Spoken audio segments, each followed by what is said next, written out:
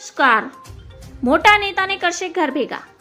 ગેનીબેન સામે રેખાબેન ચૌધરી ચૂંટણી લડ્યા અને હાર્યા, પરંતુ હારથી શંકર ચૌધરી અને અલ્પેશ ઠાકોરની મહત્વાકાંક્ષા પર જે રીતે પાણી ઢોળ થઈ ગયું છે એ જોતા ગેનીબેન સામે બંને નેતાઓ ચૂંટણી હારી ગયા હોય તેવું ખાટ સર્જાયો છે. લોકસભાની ચૂંટણી ગુજરાતની એક બેઠકે ગુજરાત ભાજપના રાજકારણને ડામાડોળ કરી નાખ્યું છે. આ સાથે જ તેમણે ઉત્તર ગુજરાતમાં બનાસકાંઠાની બેઠક પરથી કોંગ્રેસના ગેનીબેન ઠાકોર વિજય બન્યા હતા અને ભાજપના ધારાસભ્ય અને સિનિયર નેતા શંકર ચૌધરી અને અલ્પેશ ઠાકોરના સપના ચકનાચૂર થાય તેવી શક્યતા છે.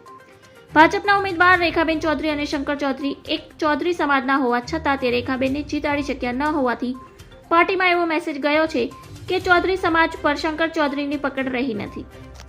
આ કારણોસર હાલ તો તેમના પ્રદેશ પ્રમુખના સપના પર બ્રેક લાગી ગઈ છે. ગેનીબેને ભાજપના રેખાબેન ચૌધરીને હરાવ્યા, જેનું રિએક્શન ભાજપના બે નેતા શંકર ચૌધરી અને અલ્પેશ ઠાકોર પર આવી શકે છે. શંકર ચૌધરી હાલ વિધાનસભાના અધ્યક્ષ છે અને થરાદથી ભાજપના ધારાસભ્ય છે.